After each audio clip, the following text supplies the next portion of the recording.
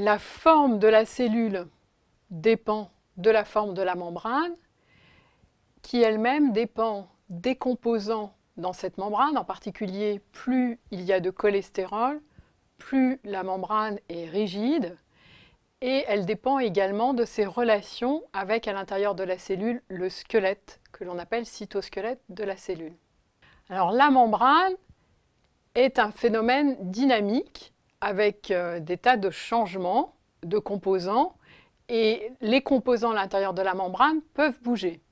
Les lipides peuvent bouger, soit en restant sur le même feuillet, soit en changeant de feuillet. Les protéines peuvent également bouger, mais par contre, elles restent toujours sur le même feuillet. Et les sucres, accrochés aux lipides ou aux protéines, bougent avec les protéines et les lipides.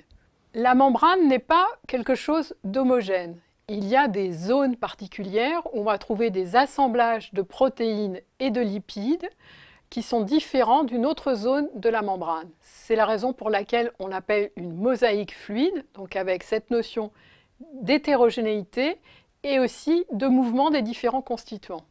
Parmi ces zones particulières de la membrane, il y a par exemple les zones dans les cellules digestives qui bordent l'appareil digestif et qui sont en contact avec le bol alimentaire, les zones de la cellule qu'on appelle des microvillosités, qui sont des expansions de la membrane qui vont permettre d'agrandir la surface d'échange entre le bol alimentaire et les cellules qui tapissent le tube digestif.